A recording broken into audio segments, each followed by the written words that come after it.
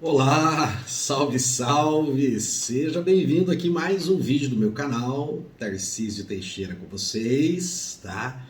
Lembrando, tá, pessoal, que eu tô fazendo aqui uma playlist sobre fundamentos do agronegócio. E nessa lista eu estou abordando os componentes antes da porteira, dentro da porteira e depois da porteira, tá?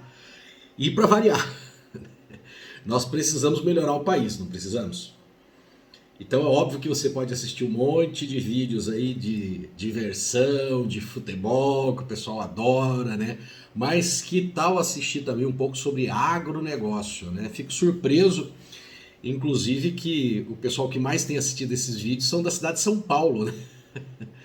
Uma cidade aí, né? Assim, um lugar bem urbano, mas o pessoal tá ligado nas questões do agronegócio. Eu fico muito feliz com isso, né? Óbvio que também pelo tamanho da população, né? 20 milhões ali na região metropolitana. Mas que bom, também pessoal de Curitiba, de Porto Alegre, né? E sejam bem-vindos aqui ao canal e, por favor, se inscrevam no canal e deixem comentários. E sobre o que nós vamos falar hoje? Hoje nós vamos falar sobre fomento e assistência técnica, tá? Extensão rural e assistência técnica. Fomento, tá, pessoal? Vou falar de uma forma bem rápida aqui, porque eu já tenho aqui vários vídeos que eu falo sobre títulos, inclusive de geração de crédito, né, para o agronegócio. E vou depois também fazer um trabalho bem longo aqui falando sobre crédito, mais longo do que eu já tenho aqui no canal, falando sobre créditos para o agronegócio, crédito a partir do Estado e crédito privado, em especial abordando a lei dos fundos de investimento das cadeias agroindustriais. Então aqui eu vou ser breve, e aí eu vou me deter mais nas questões da extensão rural, da assistência técnica. Então quando a gente fala de fomento, tá, um dos componentes do fomento é a assistência técnica, né? Mas temos também a questão, né, do fomento financeiro, providenciar financiamento, que, repito, ele pode ser feito pelo Estado e ele pode ser feito pelo setor privado. Em particular, o que acontece no Brasil, como nós temos um agronegócio gigantesco, o Estado não consegue manter isso, até porque também é uma atividade de risco. Então, gradativamente foi ocorrendo um processo de transferência desse financiamento, desse crédito para o setor privado, até para diluir esse risco com toda a sociedade. Um dos passos, né, para a formalização desses créditos foi a criação dos títulos, os títulos do agronegócio, certificados de recebíveis, né, cédula do produtor rural, letra do agronegócio, e inclusive eu tenho um vídeo, como eu falei para vocês, falando disso. E o ápice, né, dessa transferência para o setor privado é justamente o FIAGRO, ou os FIAGRO. E agora nós vamos então falar um pouquinho sobre assistência, né, técnica ou extensão rural.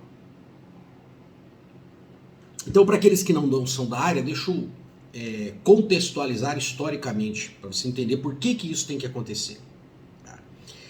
A agricultura brasileira, ela se origina num processo, tá, gente, de exploração nos dois sentidos, exploração enquanto país e exploração das pessoas. Porque o primeiro grande, né, movimento de uma agricultura sistematizada, podemos entender assim, foi a produção de cana-de-açúcar para levar para a Europa, para que Portugal pudesse comercializar com o restante, né, da Europa. E a mão de obra aqui era uma mão de obra escrava. E havia diversas regras estabelecidas por Portugal que impedia, né, de transformar esse giro de mercadorias e do açúcar, essa exportação, em capital interno aqui, que começasse a girar dinheiro dentro do país, dentro da colônia, para ela se desenvolver. Então eles não queriam isso, porque com isso eles acreditavam que perderiam o controle sobre a colônia, e isso era uma coisa óbvia que ia acontecer, e aconteceu diversas vezes na história de países colonizados. Então você tem que explorar e oprimir, não pode deixar o desenvolvimento econômico. Acontece que essa ideia, tá, gente, ela permaneceu durante muito tempo. Você tem que lembrar, tá, que a extinção da escravidão no Brasil, ela é formal em 1888. Até para você ter uma ideia de comparação, a nossa Constituição, que está vigente hoje, que é uma Constituição democrática, né, moderna, que respeita os direitos fundamentais, ela é de 1988, ou seja, separando 100 anos desse processo. E acontece que essa extinção do processo de exploração de mão de obra escrava, que foi algo formal, porque na verdade a escravidão, né, ela continuou ocorrendo. O que aconteceu com os escravos que já estavam na cidade, que eram utilizados como mão de obra, né, para prestar serviço e ganhar dinheiro para essas famílias que tinham esses escravos, é que eles foram simplesmente colocados na rua. E daí a formação de favelas, inclusive no Rio de Janeiro. No campo mesmo, na região central, né, nas localidades distantes dos centros urbanos, tá, você não teve a promulgação ali, né, o edito de uma lei áurea e no outro dia estava todo mundo livre e tal. Não foi assim. Tá? E também tem uma outra coisa que não muda, que é a mentalidade escravista. Então, a atividade no campo, tá, ela sempre foi vista dessa forma. Uma classe dominante senhorial e uma outra classe enorme de pessoas a serem exploradas como escravos. Tanto que esse processo se repetiu com os imigrantes italianos que chegaram em São Paulo, por exemplo, né, com aquela tentativa de branquear a sociedade. Muitos deles também foram explorados. Mas falaram, não era uma escravidão, eram pessoas livres. No entanto, se criavam tantas condições, né, de exploração, tantos mecanismos de exploração, que no regime militar, logo no começo do regime militar, para tentar combater essa ideia, gente, foi ditado ali, né, foi promulgado o Estatuto da Terra, a Lei 4.504 de 1964. E depois nós tivemos o Decreto 59.566, que visava regulamentar essa questão dos contratos rurais. Porque os contratos rurais naquela época já era uma forma de estabelecer exploração, né, entre os arrendamentos e principalmente com as parcerias. Tanto que esse decreto está vigente até hoje. Né? Precisa modernizar, inclusive. Os contratos rurais estão assim, cheios de contratos atípicos. Os dois contratos típicos que nós temos é arrendamento e parceria. Mas na época que eles foram constituídos era justamente para dar essa proteção a essa multidão de pessoas que eram exploradas no campo. Então nós não tivemos a formação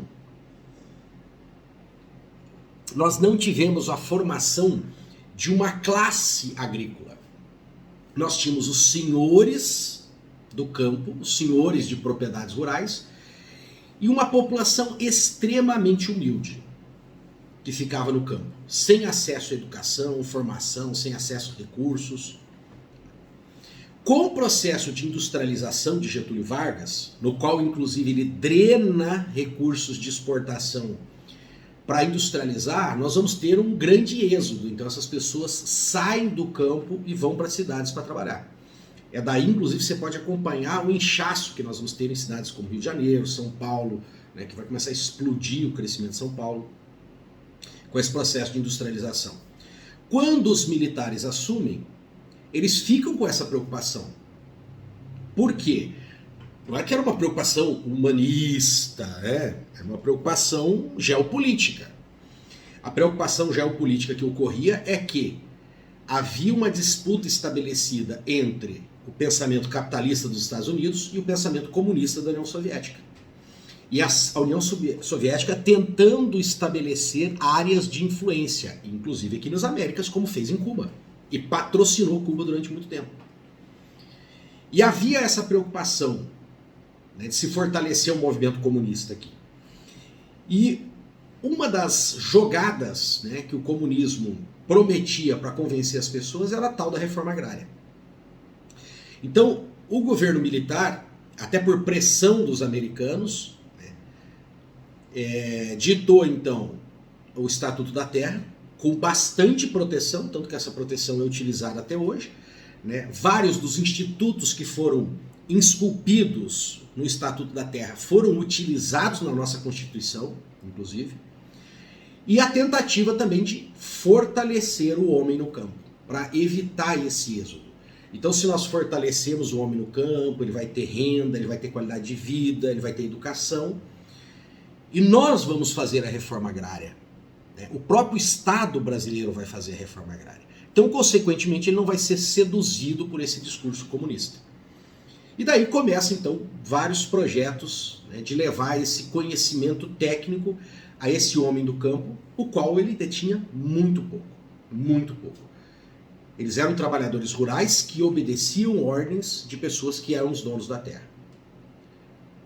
Bom, então aí começa esse processo, né, de criação do que seria uma extensão rural.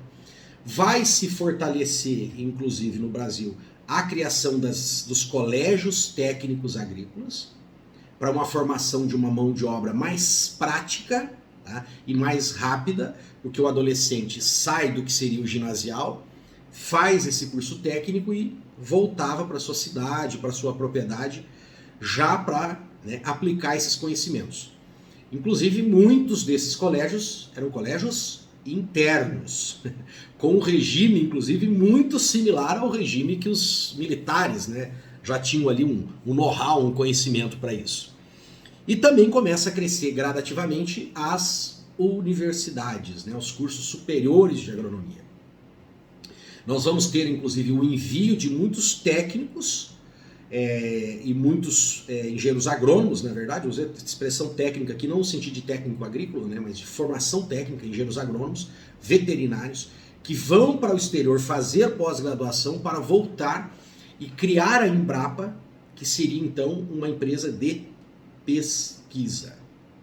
Então, porque você tem que unir isso, né, a extensão rural com a pesquisa. Então, se cria aqui, se testa, vê que aquela técnica é adequada, aí se leva isso para campo. Tudo bem? Um dos desenvolvimentos que nós tivemos aí, depois da implantação dessa política a nível nacional, foi a criação então das empresas de extensão rural e de assistência técnica a nível estadual, que foram as EMATERs ou EMATERs, não sei exatamente como que é a pronúncia no plural, né, que teria em cada estado. Alguns estados conseguiram, lógico, investir mais, desenvolveram mais, né? Hoje está tendo uma tendência, desde o início dos anos 2000, né, a união de diversos órgãos que foram criados nos estados, né, porque nos estados eles criaram órgãos assim, extensão rural, gestão ambiental, né, órgãos de fiscalização ambiental, desenvolvimento rural, pesquisa, por exemplo, né, aqui no Paraná nós temos o IAPAR. Então, desde o início dos anos 2000, os estados têm feito um movimento de unir tudo isso aí, tá, num grande órgão que trabalha com agronegócio. Então, ali se faz pesquisa, ali se faz extensão, ali se faz fiscalização ambiental, água também, né, controle dos recursos hídricos, por uma questão de otimizar, questão de processos de licenciamento ambiental, por exemplo, isso realmente é um ganho, e questão também de economia, né, com gestores. Todavia, conforme isso foi caminhando, essa extensão por parte do Estado foi diminuindo muito. Por quê? Conforme o agronegócio vai crescendo e se tornando, então, um objeto de interesse do grande agronegócio mundial com a Revolução Verde, que aí entram a venda de máquinas, né, colhedeiras, tratores e produtos químicos, os agrotóxicos, e isso vai se diversificando muito, se transformando num grande negócio. Então, no Brasil, essa assistência técnica, essa apresentação das técnicas, acaba sendo feito em grande parte pelos profissionais que são contratados por essas empresas. Então você vai ter ali veterinários atuando para empresas, né, de fármacos veterinários, você vai ter engenheiro agrônomo vendendo os fertilizantes, os agrotóxicos, herbicidas, inseticidas, né? Depois começam a vir linhas de adjuvantes, que são aqueles produtos que melhoram, né, vão aprimorar a aplicação, né, torna mais eficiente, mais econômico a aplicação desses herbicidas, fungicidas, agrotóxicos de uma forma geral. Os fertilizantes, assistência técnica das máquinas, né, e implementos. E também surge um outro segmento que são as cooperativas. Então as cooperativas elas começam a crescer muito e elas começam então a contratar engenheiros agrônomos para que também prestem essa assistência técnica. E isso, tá, vai tirando essa sobrecarga que se tem sobre a assistência técnica feita pelo Estado. As prefeituras normalmente já não têm muito recurso para isso, não investem muito nisso. E foi ocorrendo um processo de sucateamento, tá, sucateamento dessa assistência técnica propiciada pelo Estado. Até que em 2003, tá, gente, vai ser editada uma lei para termos então um Programa Nacional de Assistência Técnica. Esse programa de 2003, tá, ele vai ser substituído então em 2010, que é o que estamos tendo vigente hoje, que é a lei número 12.188, em que institui-se a Política Nacional de Assistência Técnica e Extensão Rural para a Agricultura Familiar e Reforma Agrária, PNATER. E o Programa Nacional de Assistência Técnica e Extensão Rural na Agricultura Familiar e na Reforma Agrária. Então nós vamos ter a política e o programa, que é o PRONATER. E para que isso aqui se torne operacional, é criado então uma agência, né? Uma agência, que é uma agência nacional, a ANATER de Assistência Técnica, que você pode ter ali no site, inclusive, que é anater.org. anater.org. Então o que o Estado fez? O Estado, para tentar ocupar esse espaço, tá? E aí com dinheiro, né, da União, para ocupar esse espaço com dinheiro da União, já que os estados, né, não se sentiam mais interesse, não viam mais perspectivas em formar um quadro técnico, ou pelo menos não ter um quadro técnico grande, né, de técnicos que vão ficar anos e anos ali trabalhando nessas empresas estatais de assistência técnica, eles resolveram fazer por contratos, uma espécie de terceirização disso. Então eles lançam os contratos de ATER, que ali tem as características, a região, as demandas, as especificações. E essas empresas, profissionais individuais, cooperativas, podem se inscrever, tá, nesses contratos, nesses editais desses contratos. Sendo selecionados, eles vão receber esse valor e vão poder prestar essa assistência técnica. Lógico que, por um lado, otimiza o dinheiro do Estado. Então não tem nada de errado nisso. O problema é que quando você vai sucateando esse serviço de extensão rural, você quebra aquela questão do processo formacional que o extensionista faz também. Porque o extensionista, ele também faz um trabalho de formação. Tá? Ele também transfere, tá, gente, não só as informações técnicas para aquele programa, por exemplo, né? Ah, um programa aqui de ração de alimentação para o gado tal, para leite, não é isso. Esse assistente técnico que tem mais tempo, que vai ficar, né, durante anos trocando inclusive de programas e acompanhando outros programas, ele também transfere formação social, formação econômica, visão crítica. Tá?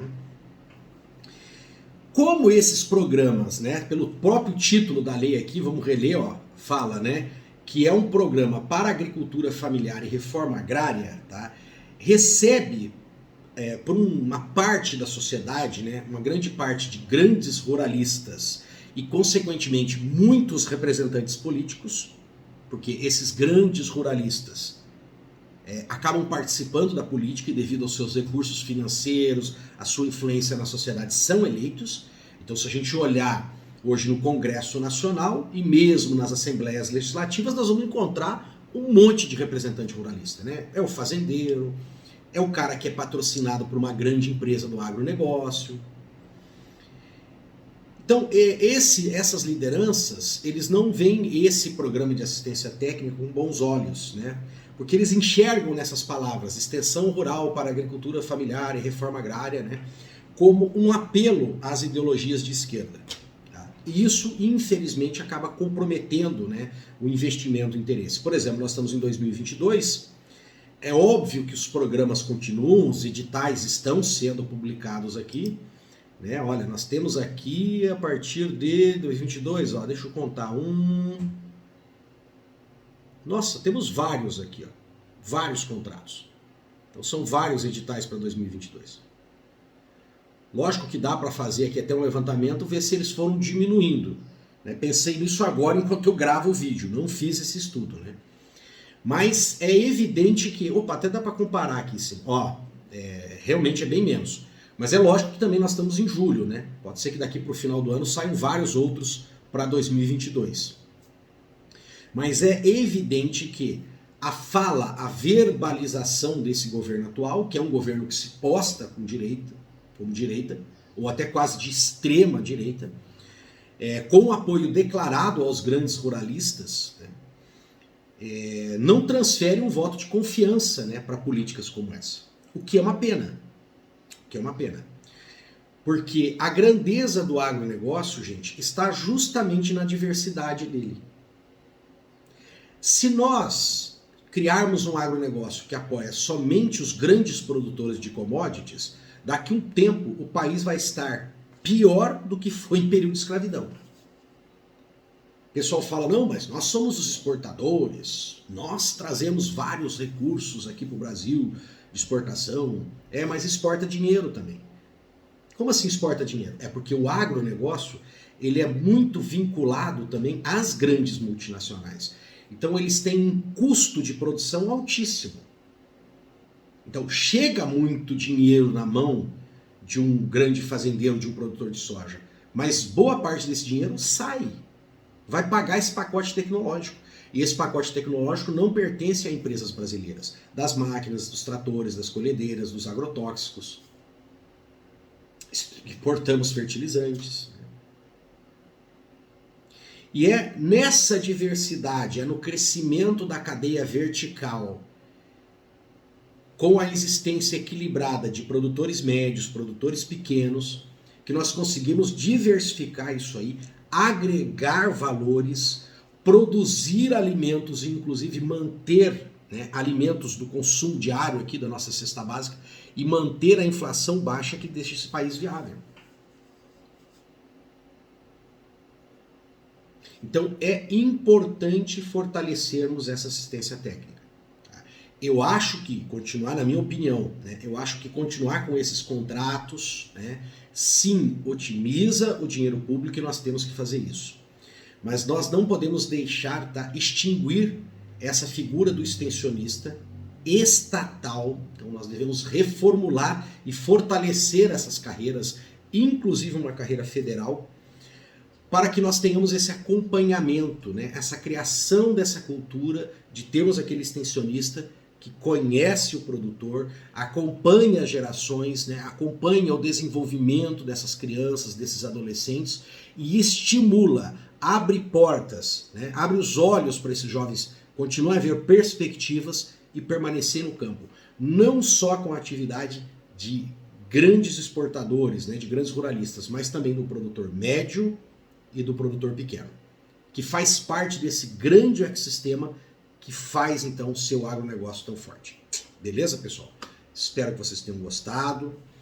Espero que vocês apoiem essa ideia também, divulgando esse vídeo, né? Mande para os seus colegas. Se você conhece algum político aí, deputado estadual, deputado federal, manda para ele. Ele tem que ouvir isso. Muitas vezes também os deputados votam errado, apoiam políticas erradas porque não conhecem o outro lado. Você pega aí um deputado de direita, ele cria um preconceito enorme contra isso. Mas ele não está enxergando que existe um potencial enorme de economia para a gente crescer com esse tipo de trabalho que custa muito pouco para o Estado. Um grande abraço.